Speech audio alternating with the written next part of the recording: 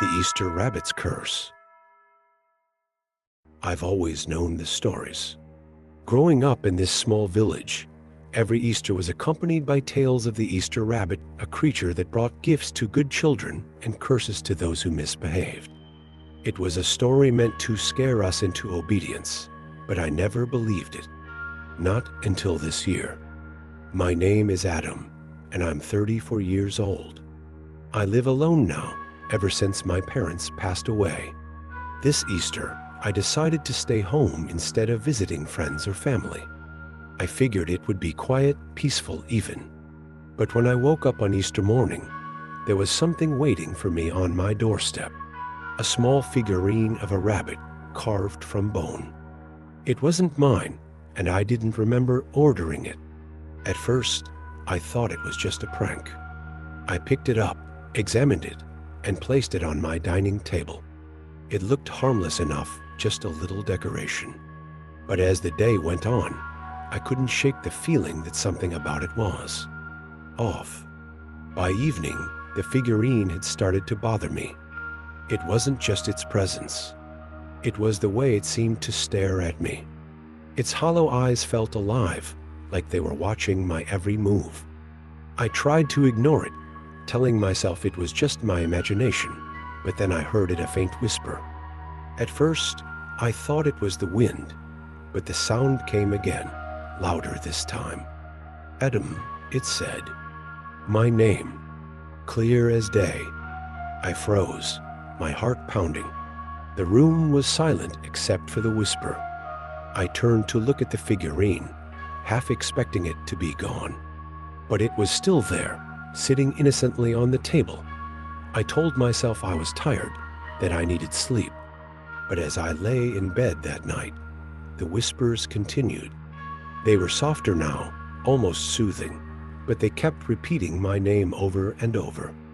The next morning, I woke up exhausted. The whispers had followed me into my dreams, twisting them into nightmares. In one dream, I was running through the forest, pursued by something I couldn't see. Every time I stopped to catch my breath, I heard the same voice from the night before. Find me, it said, when I opened my eyes. The figurine was on my bedside table. I could have sworn I left it in the kitchen. Over the next few days, things got worse. Shadows began to appear around me, long, distorted shapes that didn't match anything in the room.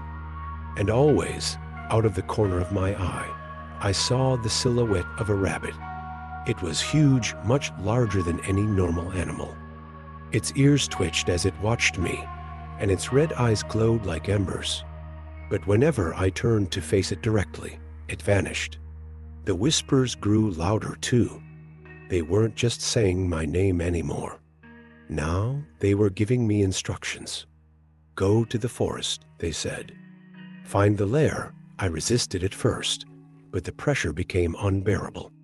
It felt like the air itself was pressing down on me, forcing me toward the woods. Against my better judgment, I went to the forest. The whispers had become deafening, impossible to ignore.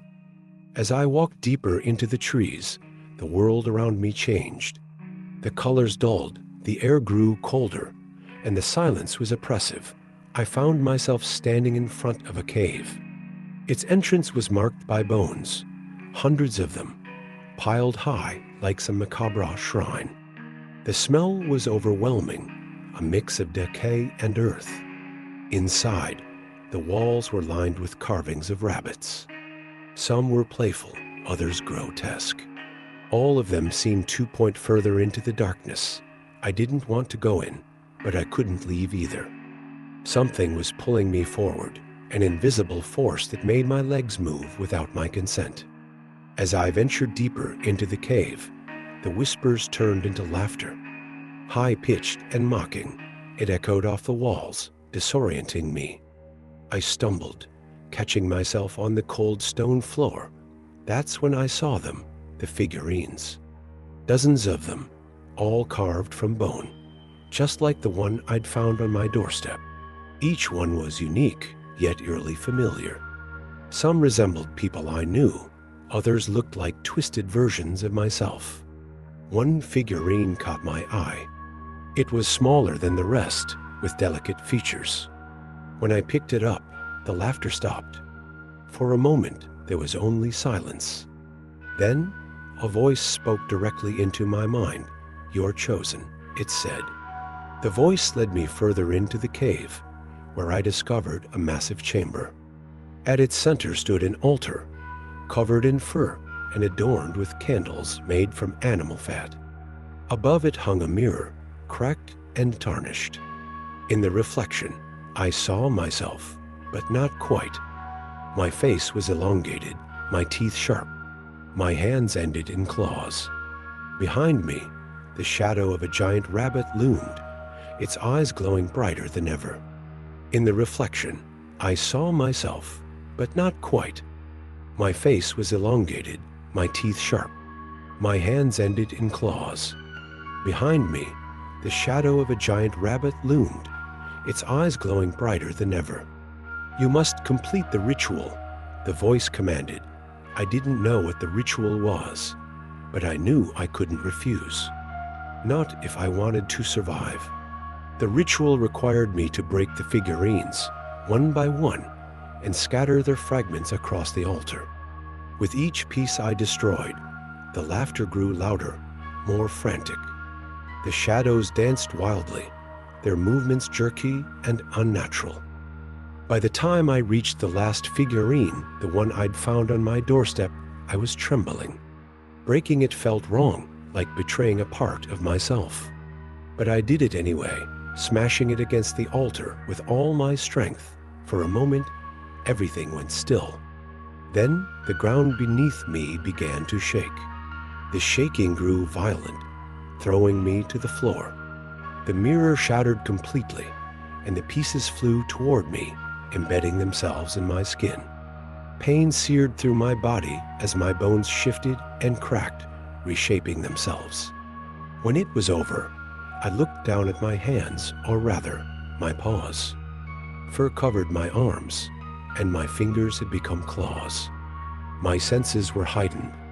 I could hear every rustle of leaves, smell every drop of moisture in the air. I was no longer human. I was the Easter rabbit. Now I roamed the forest, carrying the curse within me. Every Easter, I deliver gifts to the good and curses to the wicked. I don't remember my old life clearly anymore, but sometimes, when I pass by my old house, I feel a pang of sadness. The villagers whisper about me now, just as they whispered about the legend when I was a child. They say the Easter rabbit watches everyone, judging their actions. If you're lucky, you'll receive a gift. If not, well, let's just say the forest has a way of claiming those who deserve it, and so the cycle continues forever.